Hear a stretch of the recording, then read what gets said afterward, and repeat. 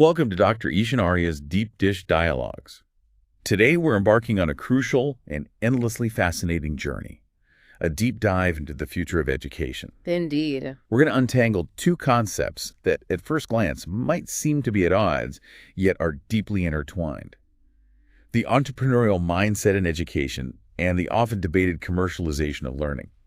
Our mission is to sift through a rich stack of sources, from academic papers and insightful TED Talks to real-world university case studies and personal accounts, to extract the most important nuggets of knowledge. Yeah, and there's a lot to sift through. We want to help you truly understand what's at stake and how we might reimagine education for a world that refuses to stand still. It's a truly pivotal discussion because, at its core, it forces us to ask, what is education really for? Is its primary purpose to prepare students for a very specific job, a narrow career path? Or is it about nurturing well-rounded individuals, adaptable and capable of navigating an uncertain, rapidly evolving future? Yeah. Our sources present a compelling argument for the immense value of fostering an entrepreneurial mindset. But simultaneously, they sound a clear alarm, warning us about the potential pitfalls when education begins to be treated solely as another product to be bought and sold. Yeah, that tension is key. It's a delicate balance we need to explore, so let's dig right into that complexity. Absolutely. To begin our exploration, let's really unpack what we mean when we talk about an entrepreneurial mindset, because it's probably not what most of you immediately assumed. Right, it's a common misconception. When many people hear entrepreneurial, their minds jump straight to startups, venture capital, or the next big tech company. Sure, Shark Tank, that sort of thing. Exactly. But Dr. J from the Dr. J Real Talk YouTube channel, one of our key sources today, emphasizes that this mindset is not primarily about starting a business, launching a venture, or even the direct act of making money. It's something far broader, something much more fundamental. That's a crucial distinction. What's particularly insightful from Dr. J's perspective is how she defines it. A powerful combination of specific traits and skills that empower an individual to proactively identify opportunities, skillfully foresee potential challenges, and then effectively strategize to overcome those obstacles. Yeah, so opportunities and challenges. Exactly, and this is vital for our conversation.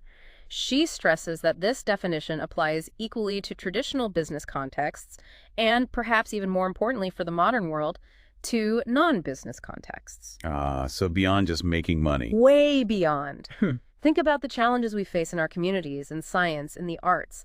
An entrepreneurial mindset is relevant everywhere. Dr. J even points out that if you dissect various academic and practical definitions of an entrepreneurial mindset, the single word that consistently emerges, almost invariably, is opportunity. Opportunities. That's interesting. It really underscores its fundamental focus. It's about a relentless, proactive pursuit and seizing of opportunities, not just in the marketplace, but in every facet of life and learning. Okay. It's about looking at a complex problem and instinctively searching for the inherent potential or an innovative solution within it. So if it transcends the traditional idea of launching a venture, what does this mindset truly look like in action? Yeah. What are the characteristics? Well, Dr. J's Real Talk video paints a very clear picture, listing several concrete characteristics that embody the entrepreneurial thinker. Like what? She highlights determination and perseverance, the constant pursuit and integration of feedback, not just accepting it, but actively seeking it out. Actively seeking it, yeah. A strong sense of intrinsic passion, a genuine drive for independence, and an unwavering commitment to persistent, iterative problem solving. Okay, so determination, feedback, passion, independence, problem solving. It's a powerful cocktail of traits that, when combined, create a truly resilient and forward-thinking individual. Right. And you can see how those aren't just business skills. Precisely. This isn't merely about grinding it out or simply working hard. It's about cultivating a truly resilient and adaptive approach to challenges, seeing every obstacle not as a dead end, but as a unique opportunity for growth and learning. Like a learning opportunity. Exactly. Consider the immense struggles faced by educators worldwide, particularly, in the wake of unforeseen disruptions like the recent global pandemic. Oh, definitely. Many were thrown into a wildfire situation, minimal resources, students suddenly learning from home, the rapid, urgent need to adapt on the fly. Total chaos for many. Right. An educator embodying an entrepreneurial mindset, even when faced with seemingly insurmountable resource limitations, wouldn't just sink or swim. They would actively seek out opportunities to make their classroom thrive, perhaps innovating new remote learning strategies, collaborating with parents in novel ways, or redesigning curriculum on the fly. So finding opportunity within the chaos. Yes, they persevere and fundamentally improve the learning environment for their students, even under immense pressure. For students, this means they are equipped to confidently navigate unforeseen obstacles, finding creative solutions that go far beyond what's immediately apparent or what a textbook might prescribe. These traits clearly hold universal value, but why are they especially vital right now in our constantly shifting 21st century educational landscape? Well, our sources are unanimous on this. An entrepreneurial mindset is absolutely crucial for both students and educators today. Why now, specifically? The world is changing at an unprecedented pace. Technology isn't just evolving, it's exploding. Career paths are transforming almost overnight, and the very ways we acquire knowledge are constantly being redefined. Yeah, the rate of change is dizzying. Dr. J vividly illustrates this by pointing out how rapidly we've moved from relying on Dewey Decimal Systems and libraries and asking Ask Jeeves for information. Ask Jeeves, I remember that. To getting instant answers from a voice assistant like Alexa or ChatGPT. That's not just a technological shift. It's a fundamental change in how we access, process, and even generate information. A total paradigm shift in information access. And if we broaden our perspective, the traditional education system, as Dr. J astutely observes, was largely engineered to prepare individuals for the industrial age, specifically the 1900s factory work. Right, compliance was key. Its core emphasis was on compliance, on following established procedures, on rote memorization. This model is becoming increasingly irrelevant for today's complex, dynamic workforce, where a significant portion of jobs are white-collar or service-based, demanding creativity, critical thinking, and constant adaptation. The old factory model just doesn't fit most jobs anymore. Not at all. The era of a single lifelong career is largely a relic of the past. Today's graduates are far more likely to pivot through multiple careers over their lifetime, demanding an enormous capacity for adaptation and continuous learning. Multiple careers, not just multiple jobs. Exactly. This isn't about narrowly specializing in one specific skill. It's about cultivating versatility, the agility to adapt to ever-changing environments, and the foresight to seek out and capitalize on new opportunities as they emerge. Exactly. This isn't just an abstract idea. Major organizations are recognizing this shift. The World Economic Forum, for example, consistently highlights complex problem-solving, critical thinking, and initiative as among the top skills essential for the future workforce. They do. And Bill Roche, in his compelling TEDx talk, echoes the sentiment, stating unequivocally that creativity, critical thinking, nuanced problem-solving, and effective communication are the very essence of entrepreneurial skills. So he calls those specific skills entrepreneurial. Yes. He really drives home the point that flexibility and adaptability aren't just buzzwords. They are crucial for young people to see change before it happens and to identify opportunities in scenarios others might perceive only as challenges. Seeing change before it happens. That's powerful. Isn't it? Dr. J further reinforces this, noting that future jobs won't be about one single skill, but about the versatile application of multiple adaptable competencies. Right, a portfolio of skills almost. Precisely.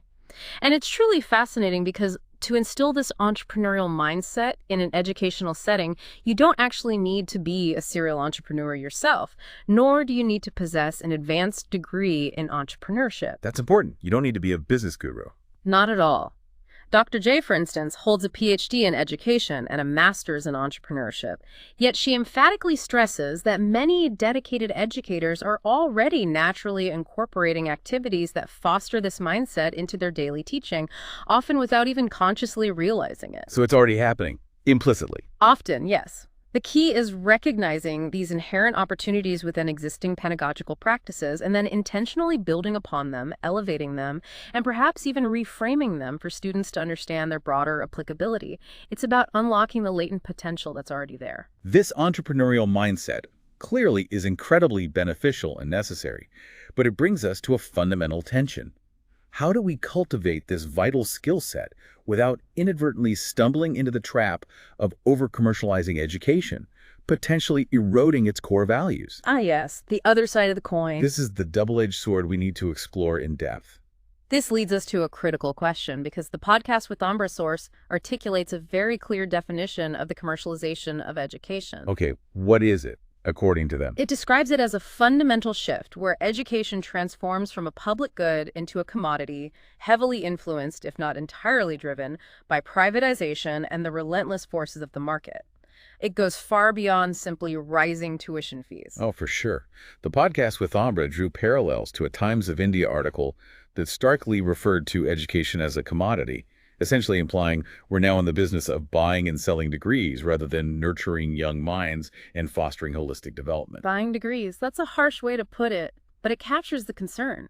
It really does. This paradigm shift infiltrates every aspect of the educational experience, from the ever-increasing price tag of a degree to how different academic subjects are valued, often based on their perceived marketability, to the very teaching methods employed, and even subtly altering the fundamental relationship between teachers and students. Right. As Richard J. Joseph discusses in his work, it fundamentally shifts the perspective, viewing the student as an active consumer and the educational institution, particularly a business school, as a professional services firm. Student as consumer, school as a service provider, that changes everything. It does.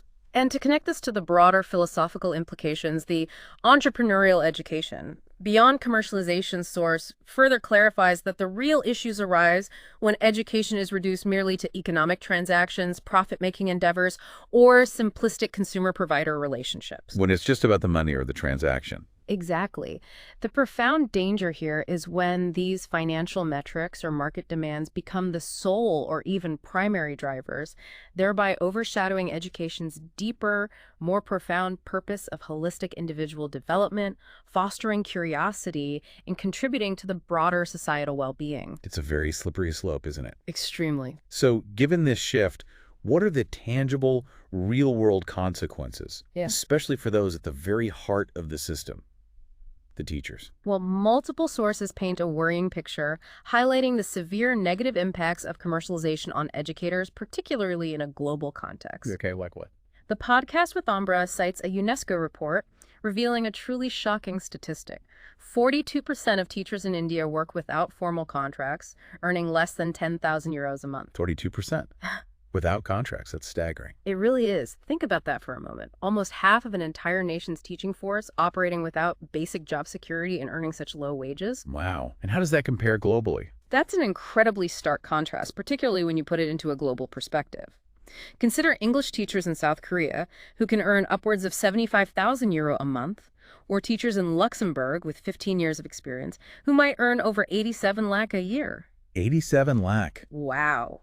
Which, to contextualize for our global audience, is over 8.7 million Indian rupees, a truly substantial salary, especially when compared to the 35,000 to 46,000 rupees a month many Indian teachers earn. That disparity is just enormous. It points to a fierce global competition for talent.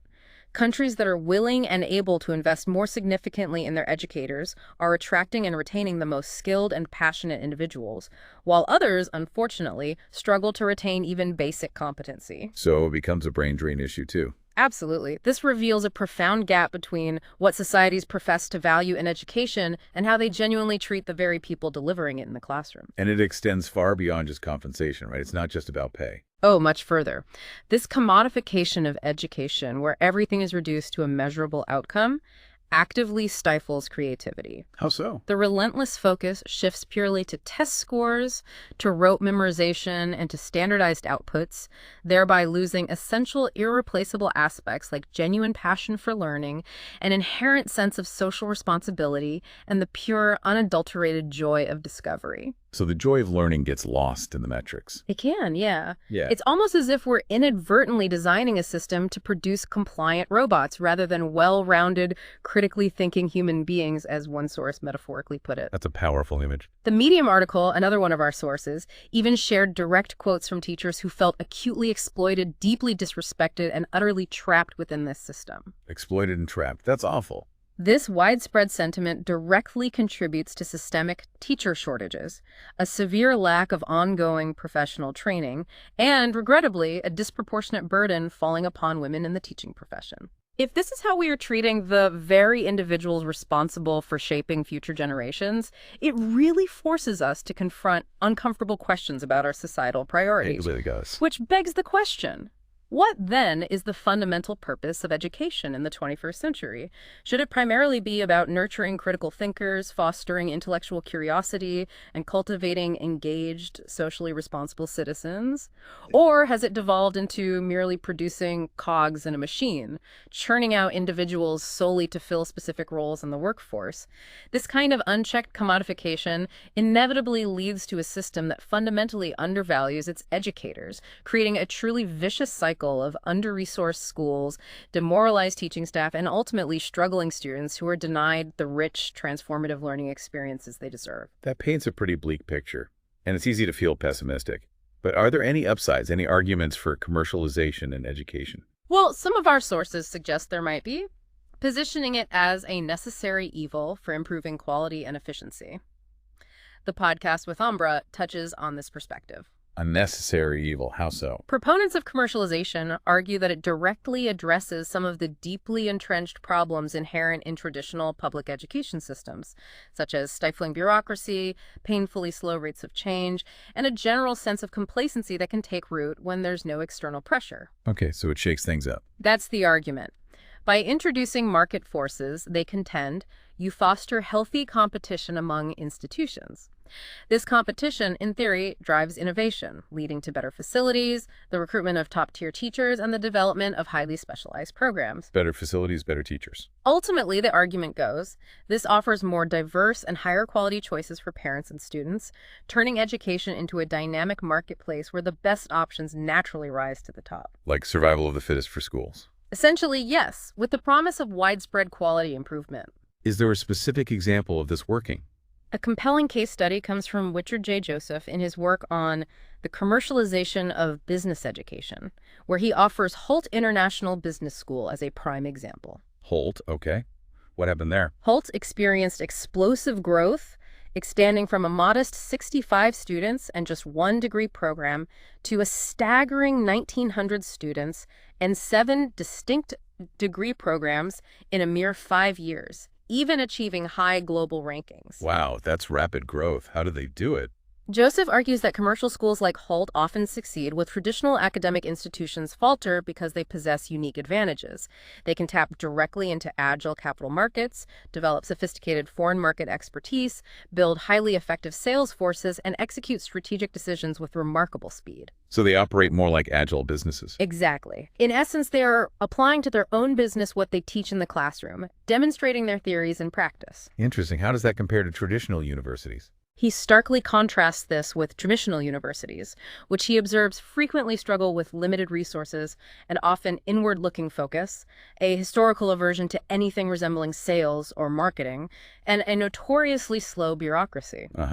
The bureaucracy. Sometimes taking years to implement even minor changes like updating a course title. Years for a course title change. Wow. It's truly fascinating and quite revealing how the rapid growth and undeniable efficiency seen in commercial models like Holt can be achieved. However, There's always a however. right, this very rapid expansion and overtly market-driven approach inevitably surface significant, complex questions about academic oversight, the integrity of the educational process, the safeguarding of academic freedom, and the broader purpose of scholarship itself. So the efficiency comes at a potential cost. Joseph, even as he details Holt's successes, doesn't shy away from highlighting these very real potential pitfalls. While the surface appears promising and the benefits of efficiency are clear, it becomes evident that these advantages often come with profound, often difficult to manage risks. They absolutely do. Despite those argued benefits, countless sources sound a loud and clear alarm about the significant negative consequences of unchecked commercialization and the commodification of education. Yeah, the counter-arguments are strong. A primary criticism, consistently brought up and heavily underscored by the UNESCO report mentioned in Podcast with Umbra, is the severe exacerbation of inequality. The equity issue again? Yes.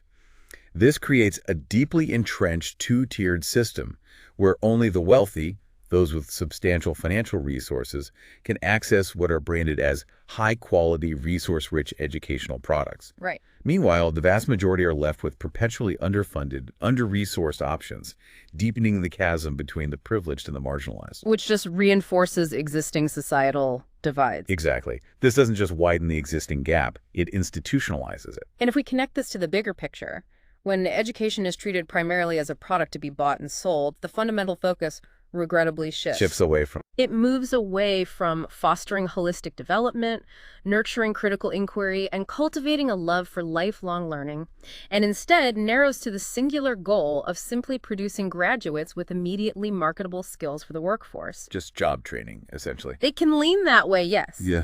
This often leads to a severe narrowing of the curriculum, with subjects like the humanities and arts, which are crucial for developing well-rounded, empathetic, and engaged citizens, being devalued or even cut. Because they aren't seen as marketable. Precisely. This approach fundamentally stifles genuine creativity and deep critical thinking, pushing instead for a one-size-fits-all model that prioritizes easily measurable outcomes and efficiency over the messy, complex, yet incredibly valuable process of authentic learning.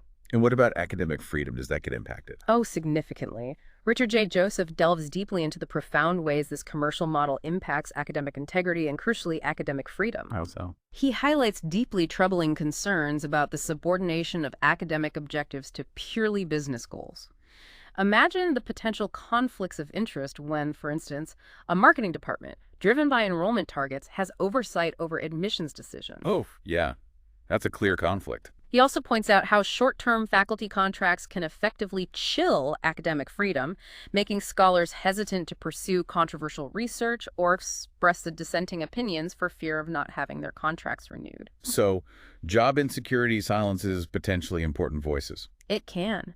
In this profit-driven model, scholarship might only be truly valued if it directly generates shareholder returns, rather than contributing to the public's collective pool of knowledge or advancing humanity's understanding. Knowledge for profit, not for its own sake. That's the risk.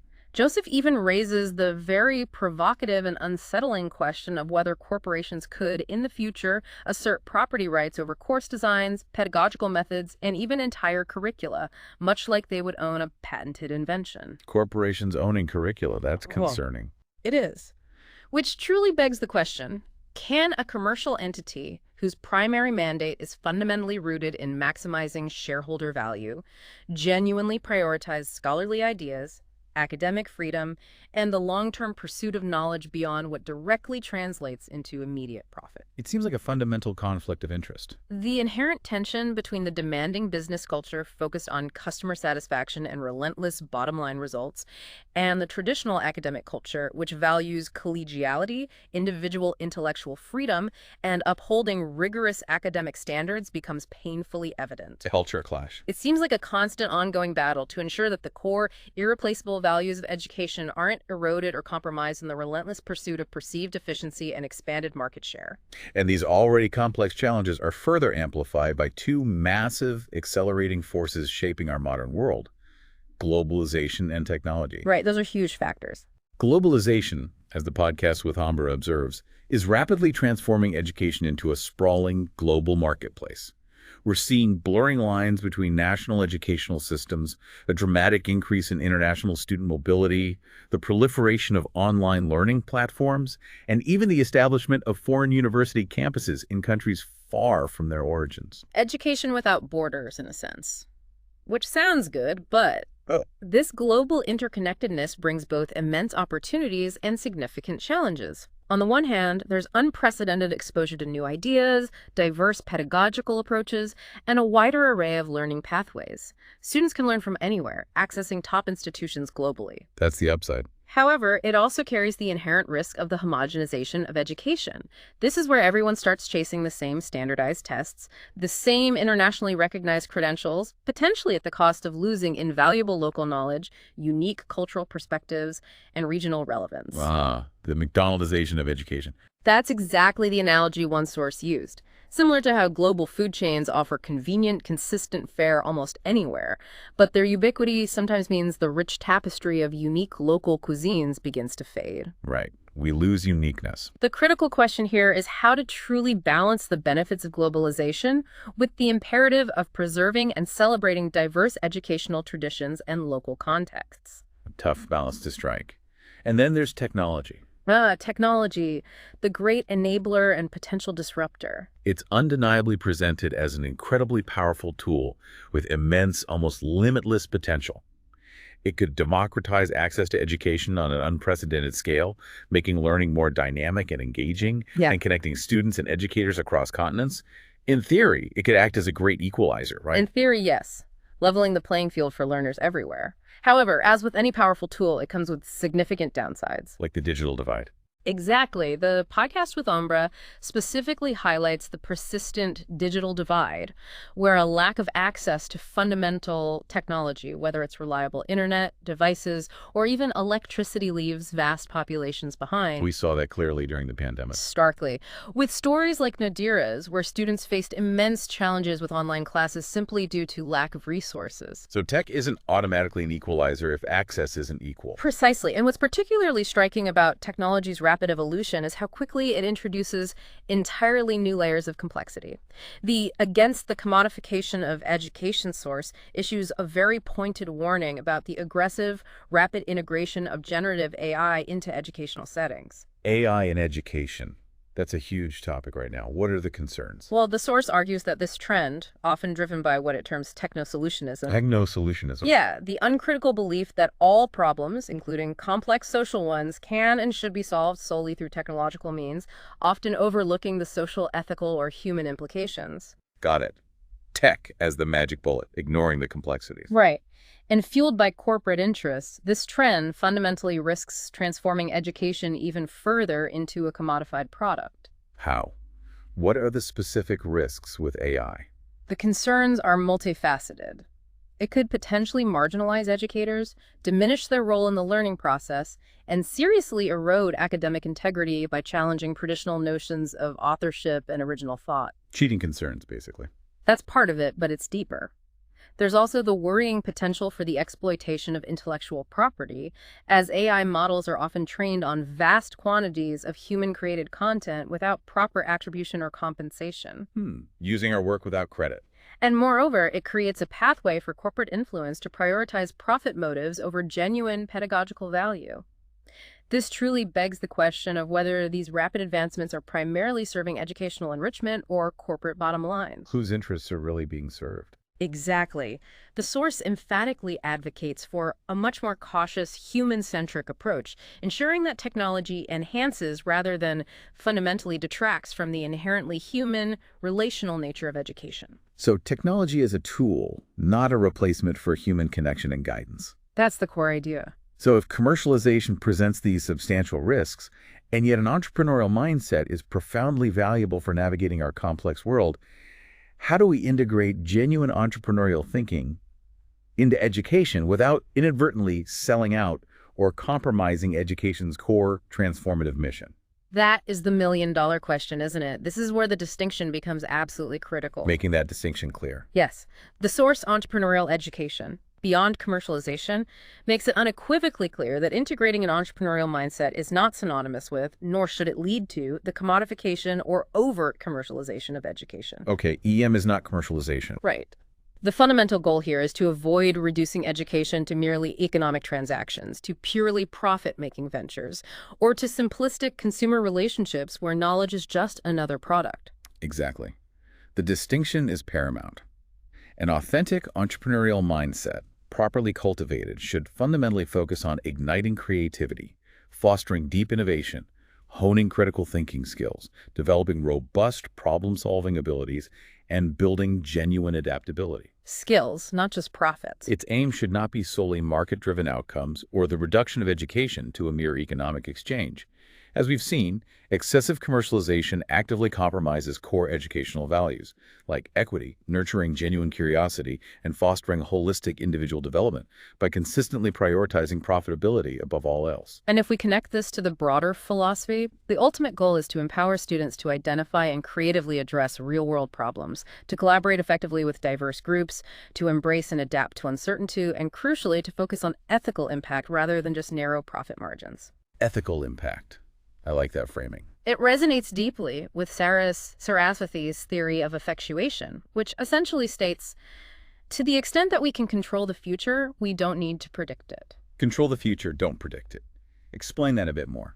This mindset encourages individuals to embrace uncertainty as an opportunity, leveraging existing resources and acting incrementally rather than waiting for perfect conditions. So starting with what you have, not waiting for the perfect plan. Exactly. For instance, instead of waiting for perfect funding or a clear market trend, an entrepreneurial student might start with what they already possess, their existing skills, their personal network, and a deep passion for a particular problem, and begin building a solution iteratively, constantly learning and adapting. Learning by doing, basically. And designing a future through action, rather than simply reacting to a predicted one. This shifts our perspective dramatically, leading us directly to concrete, practical solutions for nurturing this purpose-driven entrepreneurial mindset directly within the classroom, applicable for all educators, regardless of their subject or grade level. Practical steps are key. The Nurturing Innovation source suggests we start by fundamentally redefining entrepreneurship for our students. Instead of framing challenges exclusively around how can I make money, we should reframe them around pressing social and civic problems. Yes. For example, tackling community issues, addressing environmental sustainability, or championing social justice initiatives. What's truly transformative about this redefinition is that it immediately shifts the focus from a purely monetary outcome to a more profound question. How can I make a meaningful difference? Make a difference, not just make a buck. Precisely. This broader perspective means we can celebrate and validate diverse forms of value creation. This could be anything from creating a powerful piece of art that inspires dialogue to developing and nurturing a thriving community garden that addresses food insecurity, or even organizing a grassroots social awareness campaign. So value isn't just financial. Absolutely not. The measure of success extends far beyond just financial metrics, embracing the rich tapestry of human contribution. Another absolutely key approach is implementing what we call project-based learning or problem-based learning, often shortened to PJBL or PBL. Ah, yes, PBL. Very effective. This involves a crucial shift away from rote memorization and passive learning towards immersive, hands-on projects that inherently require students to research deeply, collaborate effectively with their peers, and actively create something new. Getting their hands dirty. Right. This mirrors the iterative, exploratory nature of the entrepreneurial process itself. Dr. J's video articulates this through a simple yet powerful framework, the Discover, Design, Make approach. Discover, design, make. Simple but powerful. First, students discover a real-world problem. Then, they design a potential solution. Finally, they make or prototype the actual product or solution. She gives examples like designing a mobile app or a detailed business plan, but she crucially emphasizes that this framework is incredibly adaptable. It's not just for tech or business students. Exactly. It can be applied to virtually any field, from developing a new theatrical production to crafting a compelling communication strategy, or even designing innovative policy solutions in political science. A truly critical element within this framework is the intentional cultivation of a classroom culture where experimentation is not just tolerated but actively encouraged, and where failure is explicitly reframed as an integral, invaluable learning opportunity rather than a punitive outcome. Making it safe to fail. That's huge. It's essential for building resilience, fostering a growth mindset, and encouraging calculated risk-taking, all core components of a genuine entrepreneurial spirit. When students know they can try, fail, learn, and iterate without fear of judgment, it unleashes a powerful drive for persistence that is foundational to problem solving. We also need to wholeheartedly embrace interdisciplinary approaches to foster these key skills. Yeah. Breaking down the artificial silos between academic subjects is absolutely essential. Yes. Real-world problems don't fit neatly into subject boxes. Exactly. Consider a hands-on project designed to address, say, local food deserts within a community. Right. This single project could organically involve rigorous scientific research into sustainable agriculture or nutritional science.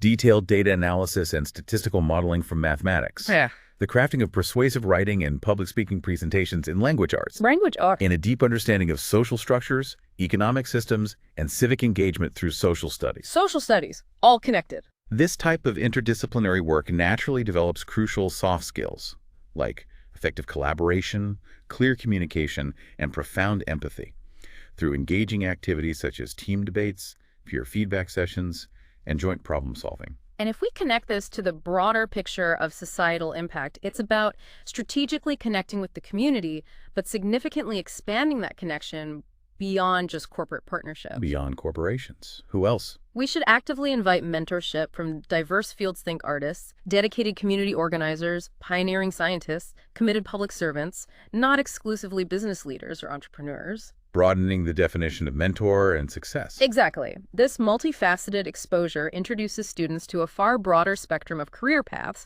diverse models of success, and varied definitions of impact.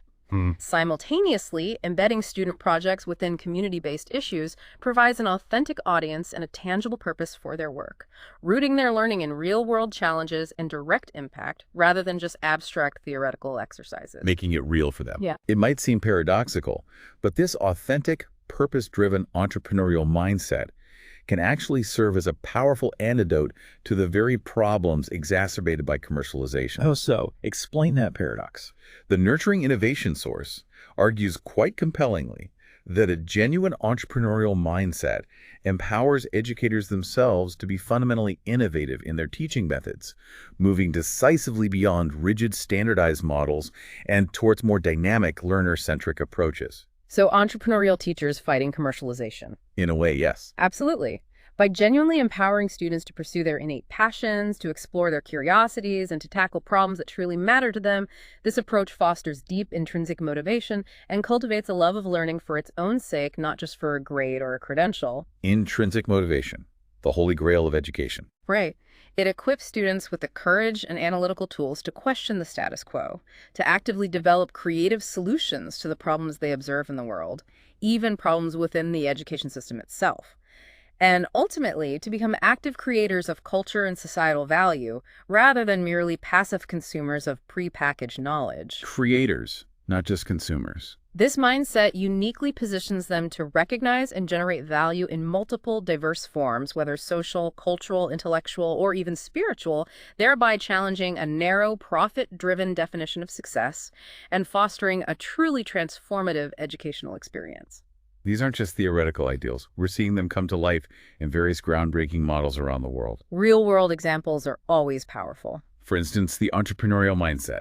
Reimagining Education for the Future, source, prominently features the Upschool PD workshop. Okay, tell me about Upschool. This workshop, hosted by the distinguished Wade Institute of Entrepreneurship, brought together K-12 educators to engage in an immersive experience where they actively co-designed innovative solutions, honed their pitching skills, and practiced agile, future-focused problem-solving methodologies themselves. So training the trainers in entrepreneurial thinking. Exactly. What's truly compelling here is that this workshop was explicitly designed for genuine capability building, deeply rooted in purpose. It elegantly demonstrated how educators, by embracing curiosity and engaging in co-creation, could build their own resilience and adaptivity. It serves as a powerful testament to applying entrepreneurial thinking directly to the act of teaching itself, rather than solely to the subjects being taught. That makes sense. Empowering the educators first. This approach transforms teachers into innovators, enabling them to better inspire the same in their students. Then there's the truly inspiring example of Bill Roche's elementary program, vividly highlighted in his TEDx Langley talk. Elementary kids doing entrepreneurship, really? Yes.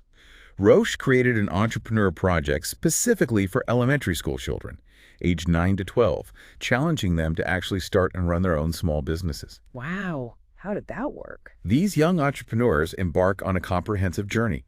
They develop foundational business plans, design and create their own products, devise marketing strategies, and then participate in a young entrepreneur show where they interact with real customers and earn real money.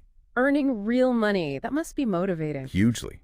This program, expertly facilitated by classroom teachers, ingeniously makes traditionally abstract subjects like mathematics and English profoundly meaningful and immediately applicable to the students' tangible experiences. The anecdotes Rose shares from this program are incredibly powerful and deeply illustrative. Tell us some. He recounts the story of a previously disengaged 15-year-old boy in a high school experiment who, through this entrepreneurial project, unexpectedly blossomed into a natural leader and became the top earner in his group. A total transformation. Then there's Mimi, who, despite not excelling academically in traditional subjects, designed and created Roadkill Kitties, a cat toy which became the most successful business in her cohort, showcasing her undeniable artistic flair and innate showmanship.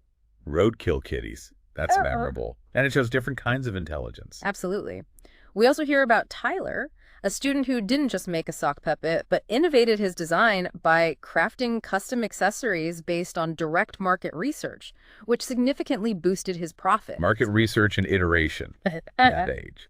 And then there's Luke, who is selling Christmas ornaments, and upon realizing customers weren't seeing them as clearly for sale, quickly adapted his entire sales strategy on the spot, demonstrating remarkable on-the-fly problem-solving and immense pride in his burgeoning business. Adapting on the fly. These are real skills. These aren't just lessons in commerce. These are profound, transferable life skills. Roche emphasizes two absolutely crucial features of his program that make it so impactful. First, the indispensable freedom to make mistakes. Yes, the safe-to-fail environment again. Because, as he puts it, entrepreneurship is inherently messy, and exploration is paramount. And second, the invaluable opportunity for deep self-reflection. Reflection, how does that work? Students, through these experiences, can genuinely say to themselves, I am a business owner, or I am creative because I solved that problem. This stage of internalizing their experiences and defining their capabilities helps them solidify their identities and recognize their own potential. Building self-efficacy, powerful stuff. The broader societal benefits of such programs are truly striking. The entire school culture shifts, moving from a passive learning environment to one that actively unleashes hidden potential. You can see how it would energize a school. Rose shares the story of Keegan, a student with learning disabilities, who, through this program, discovered a powerful, previously unrecognized vein of creativity and talent, leading him to develop high hopes for his future. Finding hidden talents. It also sparks remarkable leadership, even in unexpected places. One boy with severe social anxiety and mild autism successfully sold his product, then later spoke publicly about his experience, even donating 50% of his profits to a mental health facility dedicated to helping kids with anxiety. Wow, that's incredible impact personally and socially. These programs teach children at a foundational level that they possess the agency and creativity to not only earn a living, but also to genuinely make the world a better place through fulfilling, purpose-driven careers. Now let's shift gears slightly to higher education. There's a really revolutionary model emerging there too, right? Absolutely. And now, let's turn our attention to a truly revolutionary model in higher education. Dr. Michael Trow, the visionary president of Arizona State University, discusses ASU's approach as a definitive prototype for what he terms a Wave 5 university. Wave 5. Okay, unpack that for us. What makes a Wave 5 university so revolutionary, and how does it fundamentally differ from previous models? Say, Wave 1 universities, which focused on preserving knowledge, or Wave 3, which prioritized research. That's a great question to frame it. Traditionally, a Wave 1 university might be seen as rooted in preserving ancient knowledge. Think Oxbridge or early colonial colleges. Wave 2 brought in professional training like medicine and law. Okay. Wave 3 universities, often exemplified by the German research universities, prioritize the creation of new knowledge through scientific inquiry.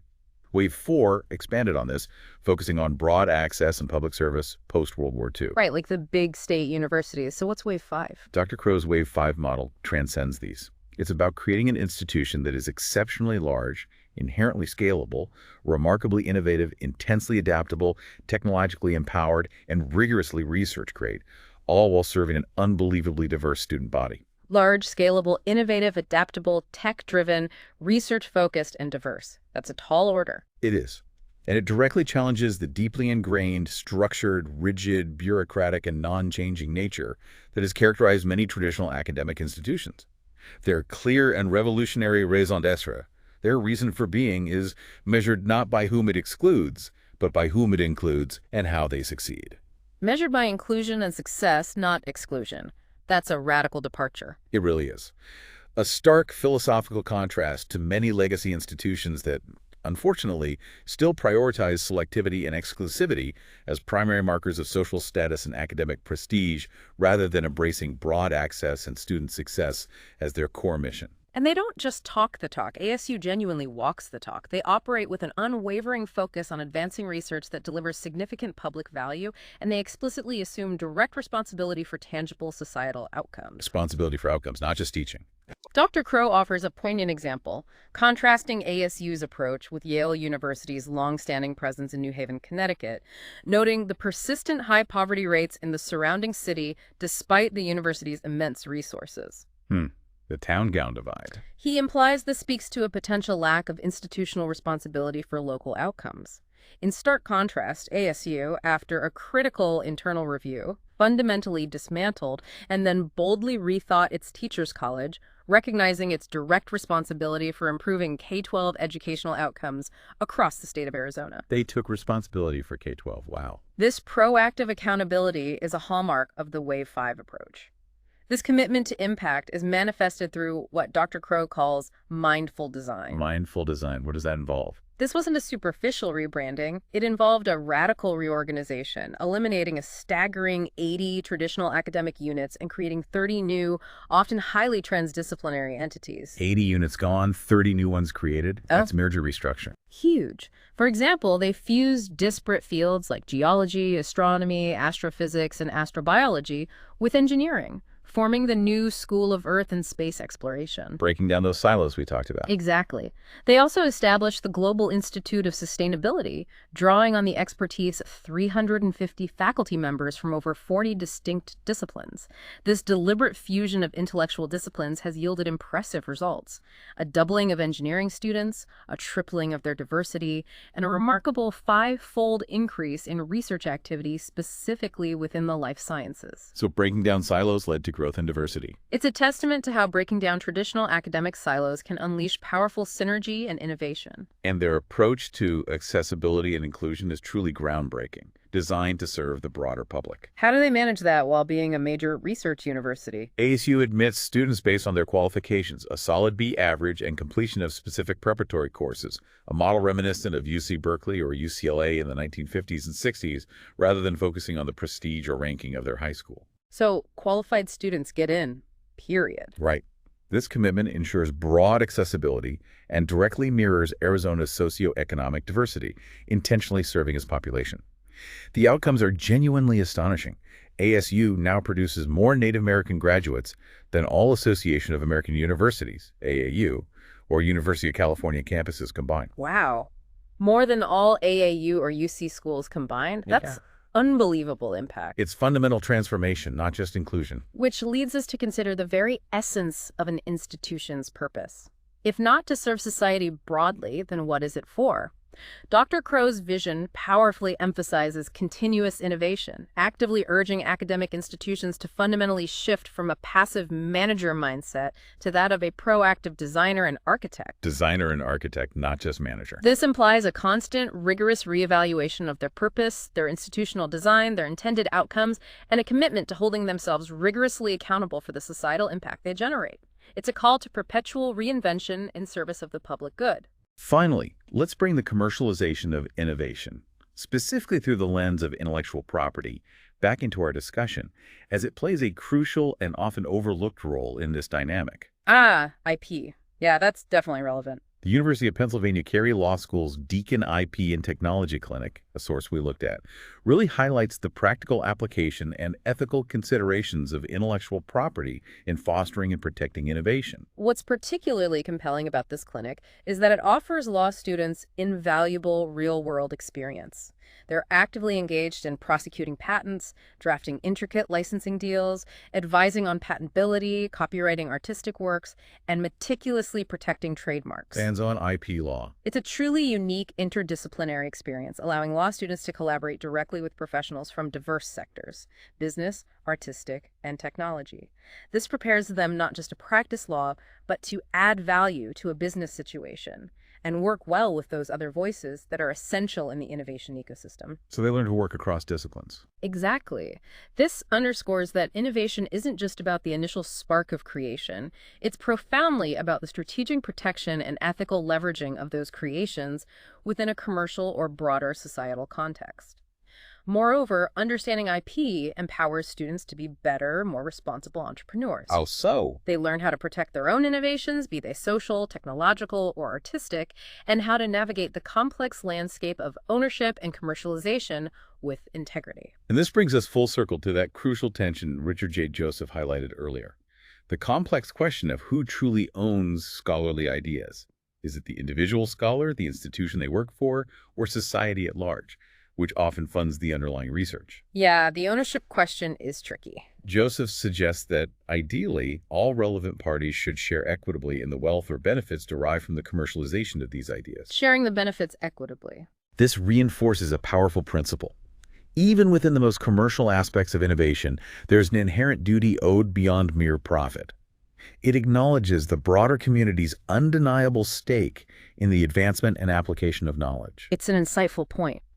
Intellectual property, when handled ethically and with a clear view towards broader societal benefit, can indeed be a remarkably powerful tool. It's not just for safeguarding profits. Right. It can actively advance knowledge, incentivize further innovation, and critically ensure that the value generated by these innovations is recognized and distributed fairly, preventing it from being solely concentrated for corporate gain. It becomes a mechanism for responsible, impactful progress. Wow, what a journey we've taken. We've peeled back the layers to understand the true essence of the entrepreneurial mindset, delved into the complex, often fraught layers of education's commercialization, examined the accelerating and transformative forces of globalization and technology, and perhaps most inspiringly, explored incredible real-world models that are genuinely reimagining what learning can and should be. It's been quite a tour.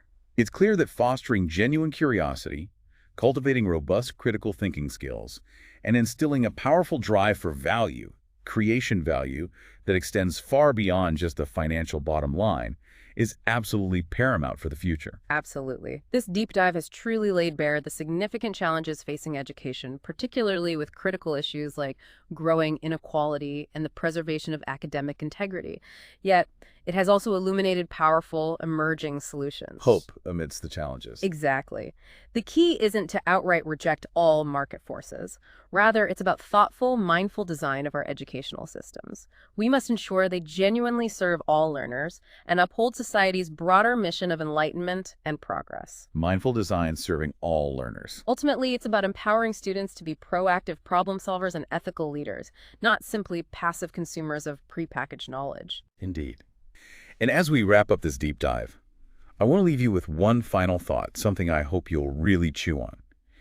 In a world where education is increasingly shaped by powerful market forces, rapid technological advancements, and intense global competition, how can you, personally, take greater control of your own learning journey?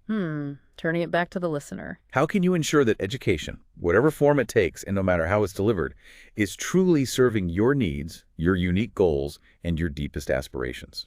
That's a truly powerful challenge and perhaps the single most important question to grapple with in the coming years. Because ultimately, education isn't just about getting that coveted degree or landing that first job. No. It's profoundly about the continuous process of becoming the best version of yourself, constantly broadening your horizons, and discovering how you can make a real, meaningful difference in the world around you. Beautifully put. And that, unequivocally, is a journey worth taking, regardless of the shifting landscape of the education system. Thank you.